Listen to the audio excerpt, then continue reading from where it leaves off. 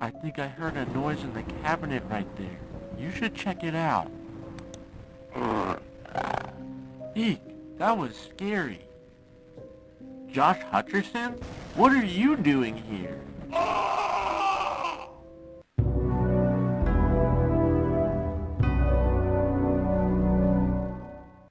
I don't really know how to talk about horror because everyone finds different things scary. The scene that freaked me out the most is the walking scene in Pulse, where literally nothing happens. Some people are scared of monster movies, others are scared of psychological horror, and I don't know, maybe someone out there was scared of Scooby Doo Zombie Island, and maybe they still can't watch it alone even at the ripe old age of 20.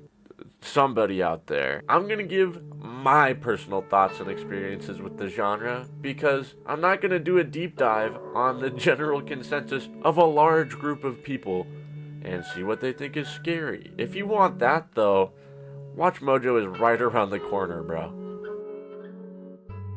As a kid, I was always a big scaredy cat, and I wouldn't go into the basement or the garage, and I would do that thing where you low key get into the sprinting position and turn off the lights and run up the stairs real quick so the monster can't grab your toes. And I know you did this. I know you did this. But because of that, I never really intentionally watched anything remotely scary. Sometimes I would stumble across something that scared me and it would stick with me forever. For example, the creeper from Scooby Doo, second shout out for Scooby Doo by the way, the dolls from Doctor Who, and the scarecrow part in the Batman video game. Holy fuck.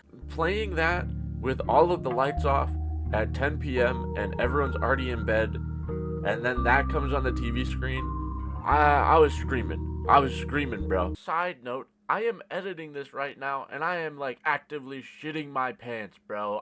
It's not a joke. I'm actually scared. After my little being scared of everything phase, I wanted to watch any movie that I could possibly get my hands on. And shout out to the closing sale at my local Blockbuster. You are responsible for like 25% of the media I have consumed. And at that Blockbuster, I got every Scream movie, every Friday the 13th, and like a whole fat stack of shitty horror movies from the 2000s. Also, like countless action and Disney movies, but this isn't about you.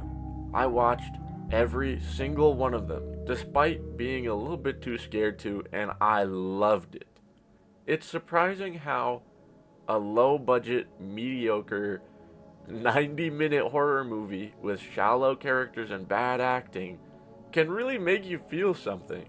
Whether it's fear or sadness or compassion or a good laugh because it's fucking terrible, it's fun to watch. They're all fun to watch. Especially one of the shitty 2000s movies I picked up that might be based on a video game franchise.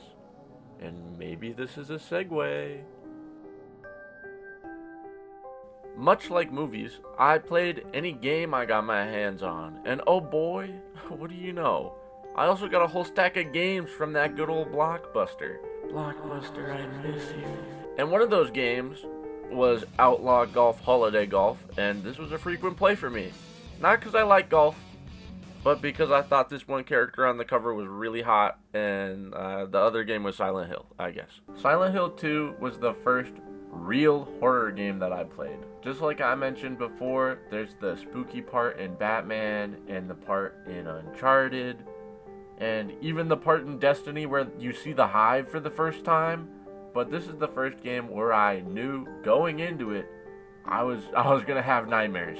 For those of you who don't know the plot of Silent Hill 2, it's about an average white man going to a spooky place and looking for his missing wife. And conveniently, that's the setup for like 50% of every horror game ever. But that's the thing I learned from playing Silent Hill, is that I like that setup. You're not following an ensemble of characters, you are just playing as one guy with usually one objective. I think a lot of role-playing games can get lost in the sauce with side quests and extra missions instead of focusing on the main quest, and it doesn't make it feel streamlined. But in a lot of these horror games, you have an overarching goal like find your wife, and even if you have to unlock the gate or turn on the generators or find the boat to get out of the swamp, you're still trying to find your wife. Now, I'm not saying that I don't like RPG experiences. I love them. And I'm also not saying that every horror story is simple, but what I am saying is I appreciate the simplicity that horror brings to the table, and I can still have an enjoyable time. Okay, here's the meat and potatoes of why I wanted to make this video. I'm going to talk about a couple horror games that I really love and I think you should check out. Blair Witch is obviously based on the movie of the same name, and it follows Ellis, a police officer looking for a lost child in the woods.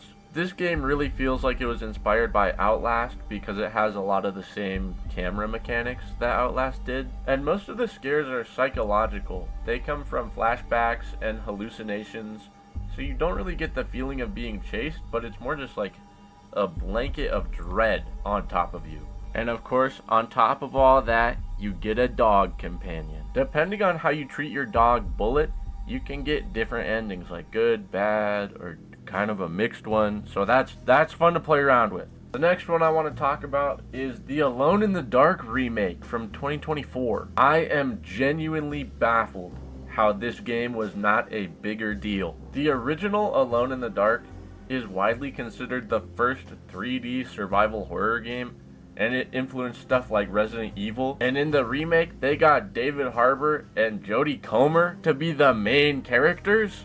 The game also has an amazing soundtrack, and the story is a mix of cult and eldritch horror. But that's not to say that the game is perfect. It has pretty clunky combat and some weird mechanics. But if you can overlook that, it's an awesome game to dive into. Okay, my last couple recommendations, I'll do it rapid fire style. Visage is a slow burn horror that really reminds me of PT. So if you didn't get a chance to play PT, go play Visage. Alan Wake is one of the most incredibly campy and still terrifying games that I have ever played. And the narrative is awesome and the characters are awesome.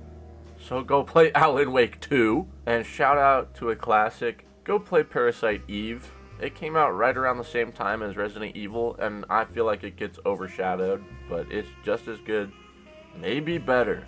Don't get mad at me. Okay, there's a whole lot that I didn't cover in this video, like books, and then more specific movies, but I'm saving it. Promise, I'm saving it.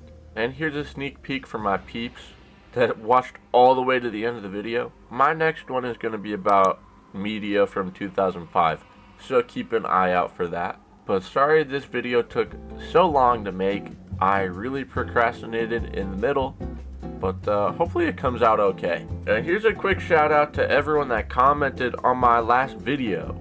Slimy13, Bonnie Main, Rhea Jenkins, Uncle Cheese 3000, A Tired Human, Ellie Moo Gaming, Quispy Boy, and Papa Zero. Thank you guys. If you want a shout out on the next video, you better frickin' leave a comment. And as always, stay spooky.